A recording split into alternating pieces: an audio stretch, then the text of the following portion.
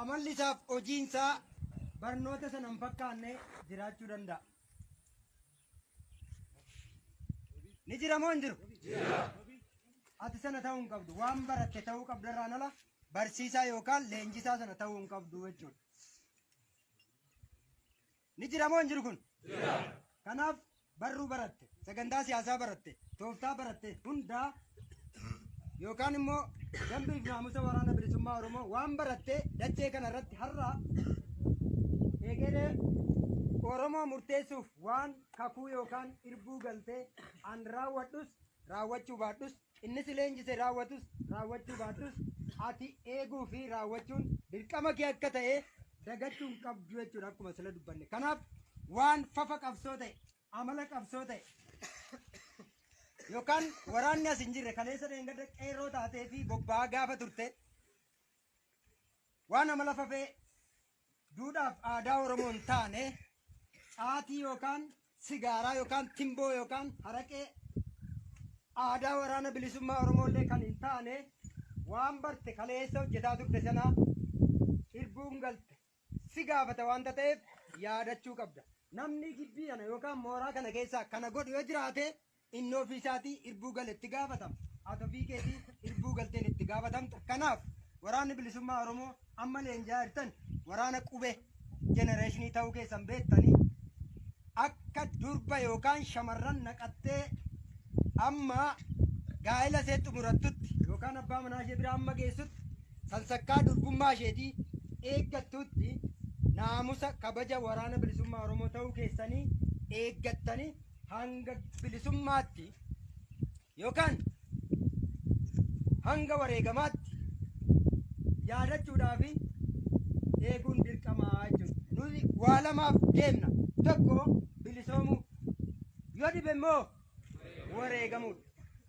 Kana lamaan keessatti seenaa qabsoo keessatti seenaa qabdu qabattee yoo wareegamte siidaan sirra dhaabbatu bara baraanii akkuma hangafoota qabsoo kanaan dura turanii qabsoo dabarsaa dhaalamayyaa kennaa deema hanga Oromiyaan bilisoomtutti. Yoo bilisoomtes maqaan kee fi maqaan qabsoo kee maqaan abbaa kee maqaan haadha kee hiddati irraa dhalatte illee bara baraan ni yaadatama qabsoo sabaa keessatti jechuudha. Kanaaf haga jiraannu keessatti haga qabsoonnu keessatti waan barannee nurraa eegamu akka waraanaatti aadaaf safuu Oromoo nurraa eegamu nyaataaf dhugaatii keessatti amala adda addaa keessatti hawaasa keessa gaafa bobbaanu mudannoon garaa garaa jiraachuu danda'a. Namni si dogoggorsu jiraachuu danda'a. Jaarmiyaa irraa kaattee nama lamaa yoo deemte sadii yoo deemte deemi waraan turachuma. Nama lamaa yoo deemte jaarmiyaa irraa kaattee yakka hojjechuu dandeessa wanta ta'eef namni yoo wal bira jiraate jaalli yoo wal bira jiraate du'arraa wal oolcha booji'amuurraa wal oolcha yakkarraa wal oolcha toora qabsoo keessatti wal tiksa wanta ta'eef mudannoo hawaasa keessa gaafa sochootu yeroo hundaa karaa nyaataaf dhugaatii karaa quunnamtii karaa namaa karaa hiriyaa yookaan karaa dhalaa yookaan karaa horii yookaan qabeenyaa sitti dhufu achuma dhaabattee itti yaaduun utuu deebiin kennin utuu hin dhuunfatin utuu tarkaanfiin fudhatin achuma dhaabattee na ilaallatamoo nan ilaallatu sirna moo sirna miti naamusa moo naamusa miti ajaja moo ajaja miti narraa barbaadama moo narraan barbaadamu jettee itti yaaddee deebii waan sanaa deebisuun dirqamaa jechuudha. Kanaaf amma sirran isiniif deebi'a. Waluma bira jirra. Nu waraana qaxanaa kanaa utuu hin taane waraana bilisummaa Oromoo guutummaa Oromiyaa keessatti diina kolaasee injifannoo saba isaatii argamsiisuudha. Waraanarraa waraanatti baduun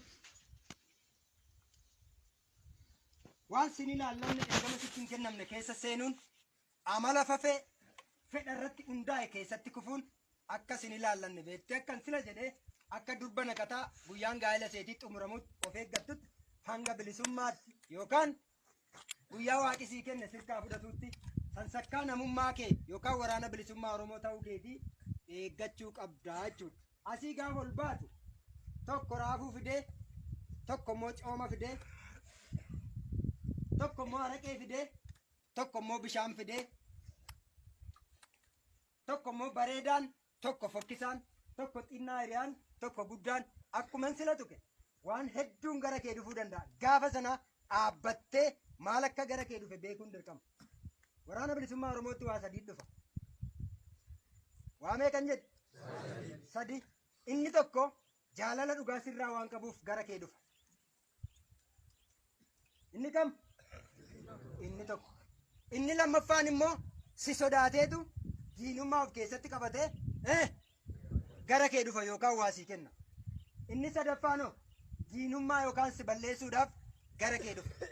Kun jireenya guyyaa guyyaa keessatti waan hawaasa keessa deddeemnu keessatti si mudatudha waan ta'eef achuma dhaabbattee waan siif kennamus waan dubbatamus waan gara kee dhufus bitaaf mirga duraaf booda kee ganamaaf galgala halkaniif guyyaa waan sana kompeer gochuu yookaan immoo xiinxaluun dirqamaa jechuudha. Utuu ittiin seenin, utuu deebiin kennin, utuu hin sooratin, utuu wajjin hin jiraatin.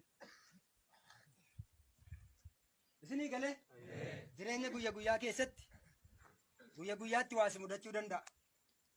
Ana dhiisi, anarraa mudaa arguu dandeessa. Jaalwiirtuu dhiisi, waamii dhiisi, tokkichoo dhiisi, adamsaa dhiisi. Amala adda addaa, amala fafa ta'e hunda keenyarraa arguu dandeessu. Inni sun sin gashu abbaa isaaf itti gaafatama, natu itti gaafatama amala kootti. Ati kan kee itti gaafatamta waan ta'eef waraanni bilisummaa Oromoo naamusaa fi sansakkaadhaan beekamaa jechuudha. Qawwee miti. Naamusa fi sansakkaadhaan beekama. Waraana sabaati wanta ta'eef. Kanaaf jabaadhaa akkuma inni ta'e sammuun kee qabsoo kanaaf misoomeera. Tooftaan lolaa saayinsii waraanaa toora waraana bilisummaa Oromoo abaa woboo qabatee jiru gonfattee waraana gahaa taateetta waan ta'eef waraana gahaa ta'uu kee hojiidhaan mirkaneessuu danda'uu qabdaa. Injifannoo.